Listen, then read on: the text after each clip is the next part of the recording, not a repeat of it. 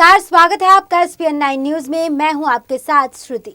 मध्य प्रदेश में 28 विधानसभा सीटों के लिए हो रहे उपचुनाव को लेकर कांग्रेस का हाथ छोड़कर भारतीय जनता पार्टी यानी कि बीजेपी का दामन थामने वाले ज्योतिरादित्य सिंधिया ताबड़तोड़ रैलियां कर रहे हैं।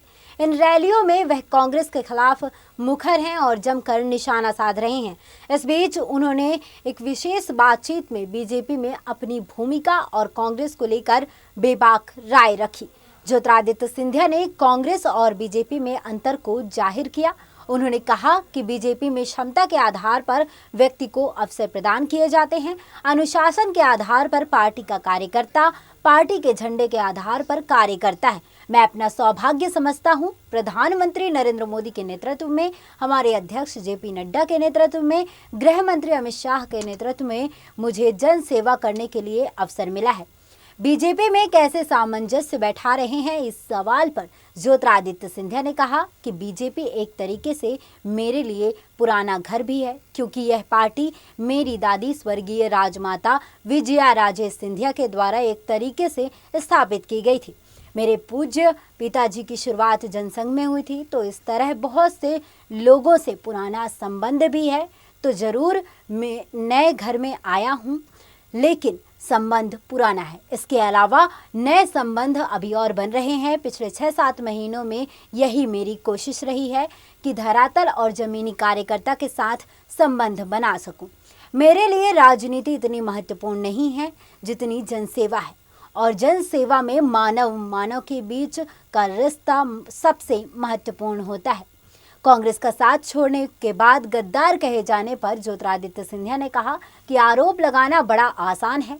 मैं तो यह मानता हूं कि जिस कांग्रेस पार्टी ने मध्य प्रदेश की 3 करोड़ किसानों के साथ गद्दारी की है, जो ऋण माफी का वायदा किया गया था जो अमल ना हो पाया, जो मध्य प्रदेश की 4 करोड़ महिलाओं के साथ गद्दारी की है, जो लाडली लक्ष्मी और कन्यादान योजना पर अमल ना कर पाए, जो मध्य प्रदेश के 500 युवाओं के साथ गद्दारी की है, जो बेरोजगारी भत्ता 4,000 रुपए प्रति माह की घोषणा की गई और अमल नहीं किया गया। जो सरकार गद्दारी करेगी उस सरकार को सड़क पर उतरकर धूल चटाना मैं अपनी जिम्मेदारी समझता हूँ। इमरती देवी विवाद पर बीजेपी नेता ने कहा कि जिस स्तर पर कमलनाथ और कांग्रेस उतरी है, जो निम्न स्तर पर उतरी है, यह राजनीति का एक नया इतिहास कांग्रेस रच रही है। एक महिला जो जमीनी स्तर की ग्रामीण महिला है, जो पग पग पर चलकर जनसेवा के पथ पर चली है, सरपंच बनी, जिला पंचायत सदस्य बनी, जिला पंचायत अध्यक्ष बनी, फिर विधायक बनी, उसे आइटम कहना इससे दुर्भाग्यपूर्ण बात नहीं हो सकती।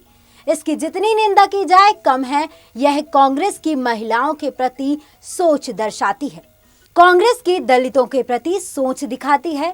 पूर्व नेता प्रतिपक्ष अजय सिंह ने उन्हें जलेबी कहा। पूर्व मुख्यमंत्री दिग्विजय सिंह ने 2 साल पहले मीनाक्षी नटराजन को क्या कहा था, मैं वह कहना भी नहीं चाहता। ऐसे अभद्र शब्दों का इस्तेमाल किया था। यह कांग्रेस पार्टी की सोच है। नारी शक्ति और मातृशक्ति के प्रति इसका जवाब कांग्रेस पार्टी को 3 तारीख को मिल जाएगा। कांग्रेस के पूर्व अध्यक्ष राहुल गांधी के बयान पर ज्योतिरादित्य सिंधिया ने कहा कि यह तो कांग्रेस पार्टी का अंदरूनी मामला है। मैं तो जो जनता की भावना है वह कह सकता हूं, लेकिन यह कमलनाथ का अहंकार दिखाता है कि जब उनके पूर्व अध्यक्ष कहते हैं कि माफी मांगनी चाहिए, कमलनाथ कहते हैं कि फाड़ में जाओ। इतना अहंकारी नेता तो मध्य प्रदेश में कभी देखा ही नहीं। वहीं बता दें कि बीजेपी के मंत्री बिसाहूलाल पर, जी हां, बीजेपी नेता बिसाहूलाल पर ज्योतिरादित्य सिंधिया ने कहा कि यह बहुत गलत है। मैं सही को सही कहता हूं, गलत को गलत कहता हूं। मैंने स्वयं वह रिकॉर्डिंग नहीं देखी है, लेकिन आप कह रहे हैं तो मैं 100% कहता हूं कि यह गलत है और उनको माफ़ी मांगनी चाहिए। मैं किसी भी गलत काम की रक्षा नहीं करूंगा और ना ही किसी गलत वक्तव्य को डिफेंड करूंगा। जो गलत है तो गलत है, चाहे वह आप कहें या मैं कहूं। बीजेपी में अनदेखी के सवाल पर ज्योतिरादित्य सिंधिया ने कहा कि मैं यह कह रहा हूं कि जो गद्दारी कमलनाथ और दिग्विजय सिंह ने प्रदेश की जनता से की है, उसका जवाब आपको कमल के फूल के निशान पर वोट देकर शिवराज सिंह, नरेंद्र सिंह और मेरे हाथों को आपको यानी कि जनता को मजबूत करना है।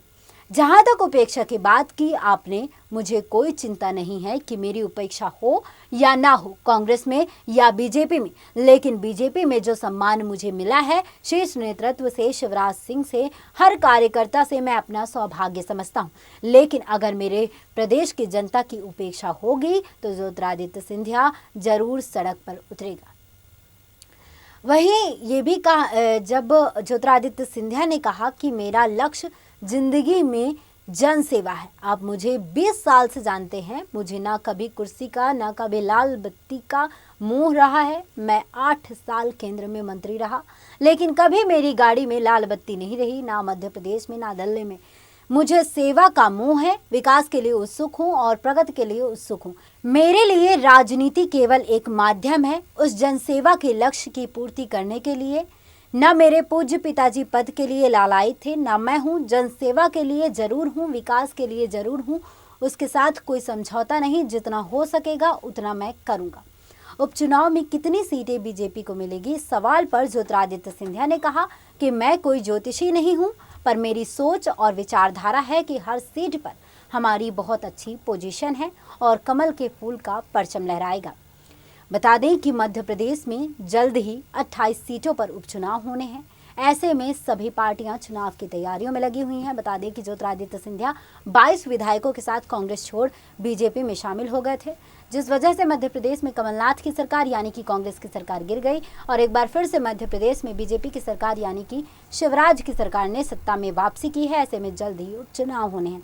इस जानकारी पर आपकी क्या राय है, कमेंट बॉक्स में कमेंट कर जरूर बताएं। बाकी तमाम जानकारी के लिए बने रहिए हमारे साथ और इस वीडियो को ज़्यादा से ज़्यादा लाइक करें, शेयर करें और चैनल को सब्सक्राइब करें। नमस्कार।